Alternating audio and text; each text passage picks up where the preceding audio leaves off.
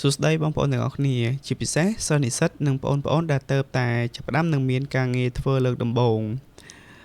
ស្វាគមន៍មកកាន់ស៊េរីវីដេអូរបស់ខ្ញុំគឺផ្លូវឆ្ពោះទៅកាន់សេរីភាពផ្នែកហិរញ្ញវត្ថុហើយថ្ងៃនេះខ្ញុំនឹងនាំអ្នកទាំងអស់គ្នាទៅស្វែងយល់អំពីរឿងមួយដែលមនុស្សភាគច្រើនគិតថាស្មុគស្មាញក៏ប៉ុន្តែវាពិតជាសំខាន់ណាស់សម្រាប់ជីវិតរបស់យើងនោះគឺលុយតើអ្នកធ្លាប់គិតទេថាសេរីភាពហិរញ្ញវត្ថុគឺជាអ្វីមនុស្សជាច្រើនតែងតែយល់ច្រឡំថាសេរីភាពហិរញ្ញវត្ថុមានន័យថាជាអ្នកមានទ្រព្យស្ដុកស្ដម្ភចាយមិនចេះអស់តែជាការពិតទៅសេរីភាពហិរញ្ញវត្ថុគឺជាការមានលទ្ធភាពគ្រប់គ្រងការសម្រេចចិត្តសំខាន់ៗនៅក្នុងជីវិតដោយមិនបារម្ភពីរឿងលុយវាអាចជាការមានលុយគ្រប់គ្រាន់សម្រាប់ចំណាយទៅលើតម្រូវការចាំបាច់ការសន្សំទុកសម្រាប់ពេលអនាគតឬមានលុយសម្រាប់ធ្វើអ្វីមួយដែលខ្លួនចង់បានហេតុអ្វីបានជាការយល់ដឹងអំពីលុយសំខាន់ម្ល៉េះជាពិសេសសម្រាប់ពួកយើងដែលជាសិស្សនិស្សិតឬទៅតែចាប់ផ្ដើមមានប្រាក់ខែដំបូងប្រសិនបើយើងយល់ដឹងអំពីលុយតាំងពីក្មេងនោះយើងនឹងអាចជៀសវាងបញ្ហាបំណុលមិនធ្លាក់នៅក្នុងអន្ទាក់បំណុលដែលមិនចាំបាច់សន្សំសម្រាប់គោលដៅធំមានលទ្ធភាពទិញផ្ទះទិញឡានរៀនបន្តឬការធ្វើអាជីវកម្មផ្ទាល់ខ្លួនមានភាពស្ងប់ចិត្តមិនបារម្ភពីរឿងលុយកាក់នៅពេលមានអាសន្នមានឱកាសច្រើនអាចបន្តការសិក្សាឬផ្លាស់ប្ដូរការងារដែលខ្លួនមិនចូលចិត្តបានឥឡូវនេះយើងមកមើលថាតើលុយវាដំណើរការយ៉ាងដូចម្ដេចយើងសំដៅទៅលើលុយចូលហើយនិងលុយចេញប្រភពចំណូលសម្រាប់ពួកយើងភាគច្រើនគឺយើងសំដៅទៅលើប្រាក់ខែ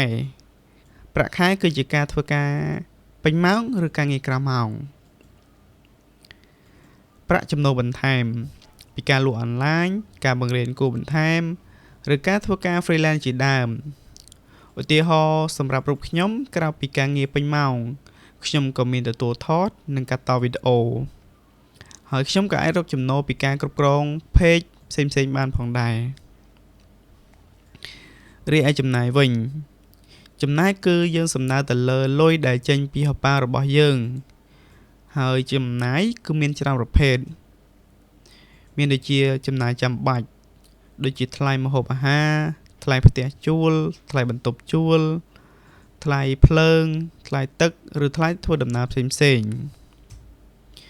ចំណាយមិនចាំបាច់ឬចំណាយទៅលើតម្រូវការមានដូចជាការទិញកាហ្វេប្រចាំថ្ងៃ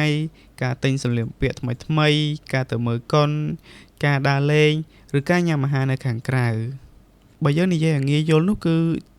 ចំណូលនិងចំណាយយើងត្រូវចាំថាប្រសិនបើចំណូលច្រើនជាងចំណាយនោះយើងនឹងសល់លុយក៏ប៉ុន្តែផ្ទុយទៅវិញប្រសិនបើយើងមានចំណាយច្រើនជាងចំណូលដែលយើងរកបាននោះយើងនឹងមានបំណុលគោលដៅរបស់យើងគឺធ្វើយ៉ាងណាឲ្យចំណូលច្រើនជាងចំណាយដើម្បីធ្វើឲ្យយើងមានលុយសល់សម្រាប់ការសន្សំនិងការវិនិយោគដែលជាជំហានបន្ទាប់ដើម្បីឆ្ពោះទៅរកសេរីភាពផ្នែកហិរញ្ញវត្ថុនៅក្នុងភាពបន្ទាប់យើងនឹងស្វែងយល់ឲ្យកាន់តែស៊ីជម្រៅអំពីរបៀបសន្សំលុយដោយភាពឆ្លាតវៃរបៀបក្នុងការគ្រប់គ្រងបំណុលនិងគន្លឹះសំខាន់ជាច្រើនទៀតសូមអរគុណបងប្អូនទាំងអស់គ្នាសម្រាប់ការតាមដានទស្សនាវីដេអូមួយនេះសូមកុំភ្លេច like share និង subscribe channel របស់ខ្ញុំដើម្បីកុំឲ្យខកខានវីដេអូបន្ទាប់ប្រសិនបើមានសំណួរឬមតិយោបល់ចង់ចូលរួមសូម comment នៅក្នុងវីដេអូនេះជួបគ្នានៅវីដេអូក្រោយ